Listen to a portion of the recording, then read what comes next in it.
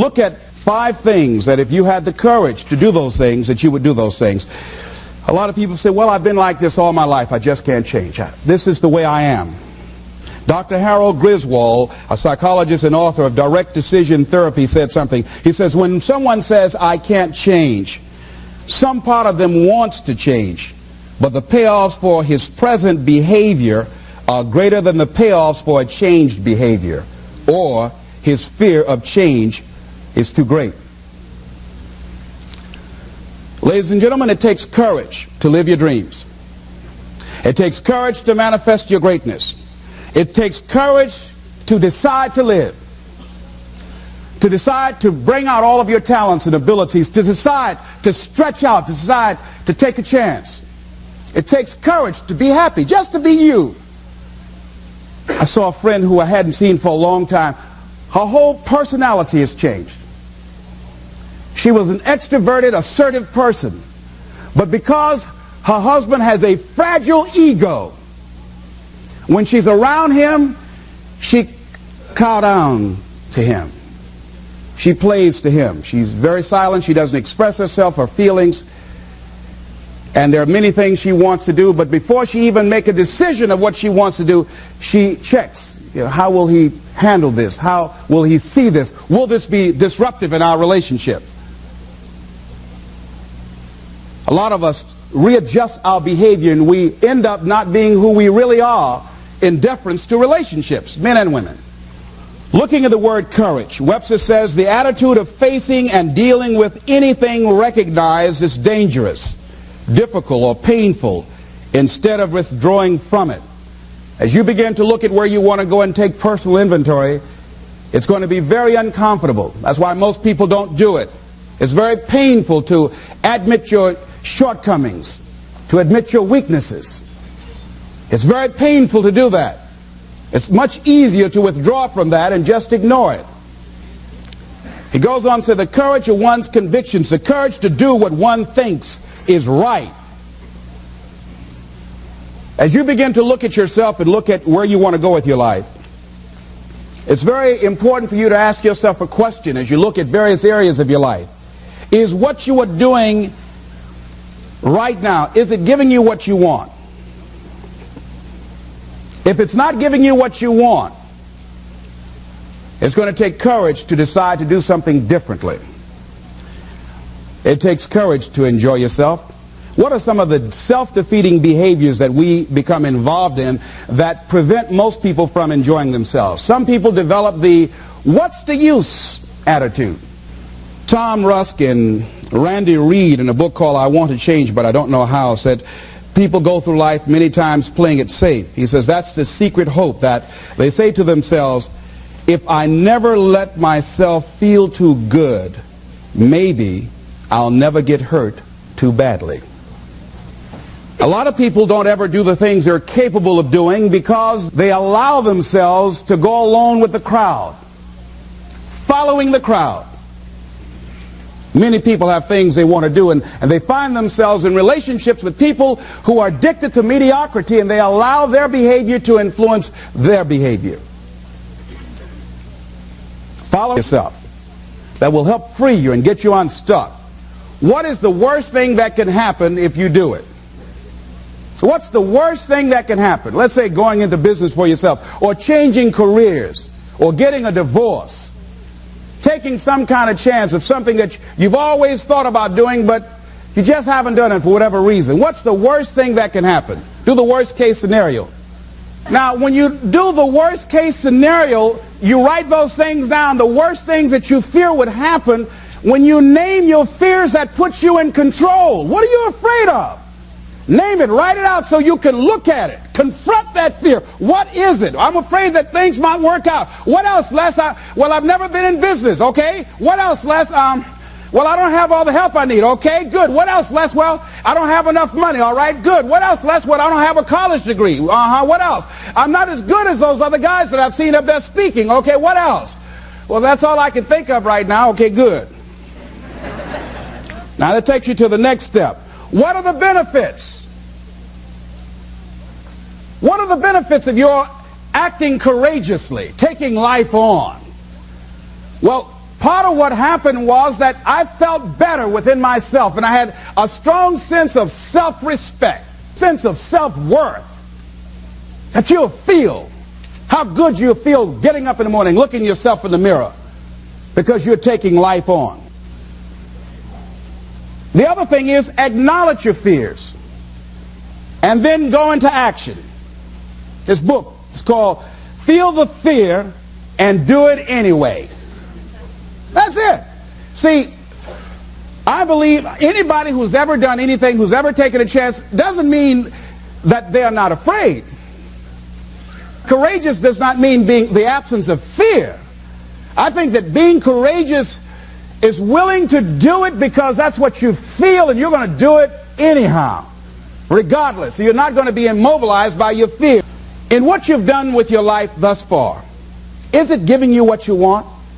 Is it giving you what you want? When you look toward the future, when you look at all that's going on out here, is there some place within yourself you say, hey, I know I need to be out there in that arena. I know I can do more than what I've been doing. I know there's some great music that I have within me that I haven't brought out here yet. See, I say if you look at your life, and if you're not getting what you want, you owe it to yourself to do something differently. See, but you know what most people will do? Most people will resist change. Most people will fight change as if change would be worse than what they're experiencing. See, they know this. They're familiar with this. Most people will not challenge the unknown. They won't just step out there. See, there's certain things that's got to be in place. They got to see it all together. And life isn't like that. That's not how you grow. So as you look at your life, you're saying, I'm not getting what I want. As you begin to look toward the future, begin to know that whatever it takes for you to create that, you've got that in you. You've got that. You've got genius in you. You've got goodness in you. You've got creativeness in you. If you decide to take the initiative to change the current quality of your life, I say to you that you will find that the universe is on your side. That life is on your side. Now, will it be turbulent? Yes. Will it be easy? No, no.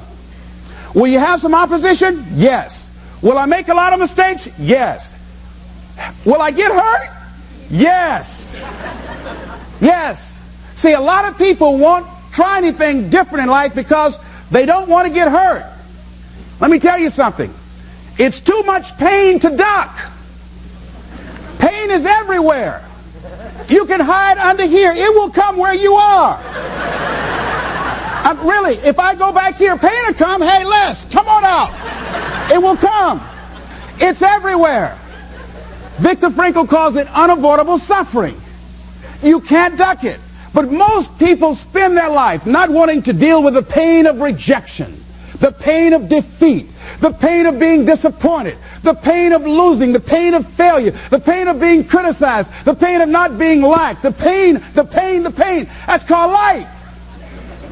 Life is full of pain. It's everywhere. But guess what? There's no gain without pain. I was in a seminar once, and this lady stood up. If I had my life to live over again, she talked about all of the things that she would do. And you can feel the pain of regret in her voice. The pain of regret. She still experienced pain. She was trying not to experience the pain of defeat, the pain of disappointment, the pain of loss, the pain of lack of support. And she still experienced pain. It was right there. Most people are governed by their habits, their fears, and the opinions of others. A lot of people never try anything differently because they have been convinced by people in their lives that they value that they can't do it. They're living within the context of the opinions that other people have of them, the low expectations. Many people doubt themselves because when they thought about doing something at some critical point in their lives, somebody they respected and honored, somebody they believed in, somebody that they loved, someone they trusted said, you can't do that. And they accepted that. That's why I didn't go off to college. I had an instructor that I believed who said, you're not college material, Mr. Brown. As you look at your life, ask yourself the question, what would your life be like? What would your life look like if you decided not to care what people thought of you? What would your life be like if you decided to give up some of your fears? What would your life be like if you decided to become courageous? What would your life be like? If you decided to act on your dream, if you did what you felt in your heart. You know what courageous means? Tom Rusk and Randy Reed said. They said that courage comes from a French word which means of the heart. How does it feel to you? He says it's courage, it takes courage to live. Says most people go through life not allowing themselves to step out because they don't want to let go. They don't want to be blown around. They don't want to be moved. The courage to face life's whirling wind of contradictions. The courage to love yourself. The courage to love. For years, I was afraid to love. The courage to take a chance. The courage to be who you are. Of the heart. What feels right in your heart. One great philosopher says, cowards die many times before their deaths. The valiant never taste of death but once. What does that mean? That valiant people aren't afraid? No. It means that they experience that fear and they move forward. They move forward anyhow. Many people are dead now. Many people are allowing their dreams to die. Many people are allowing their ideas to lie dormant and collect dust.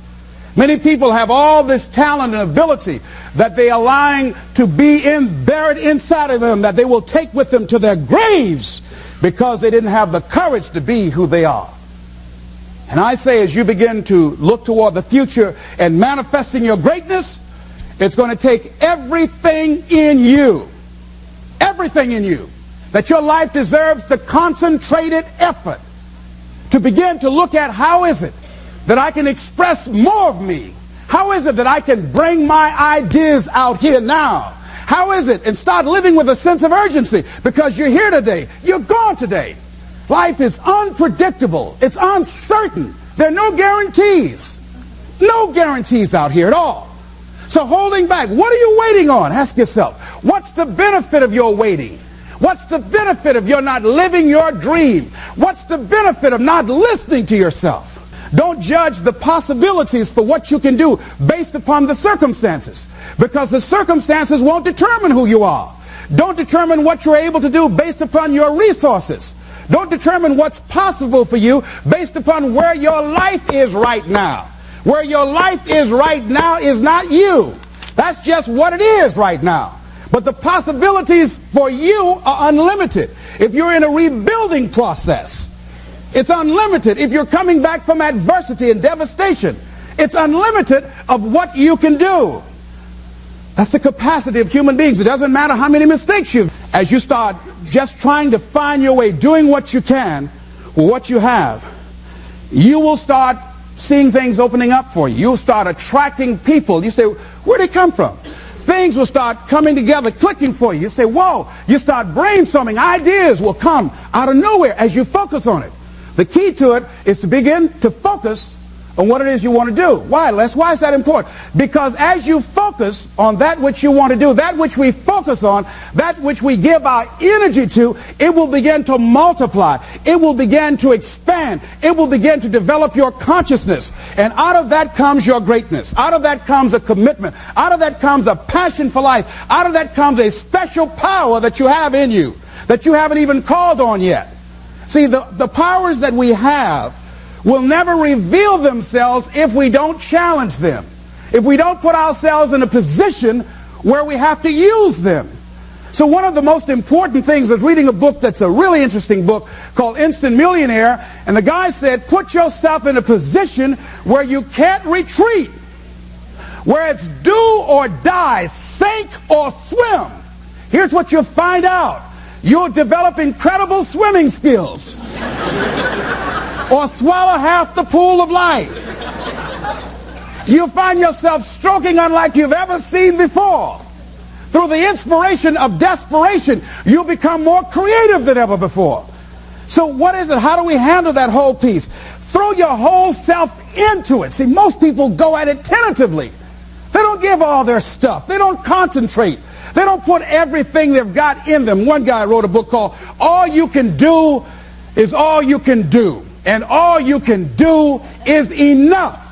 But he said, make sure you do all you can do.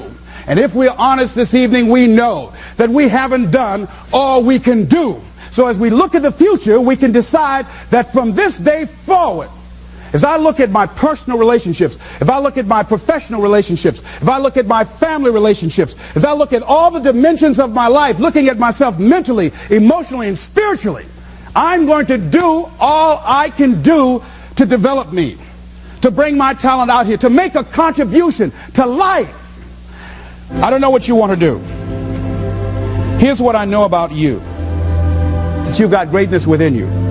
As you look toward the future and developing your greatness, begin to know that your life is worth the effort. Is it easy? No. Is it worth it? Yes. Yes, your life is worth it.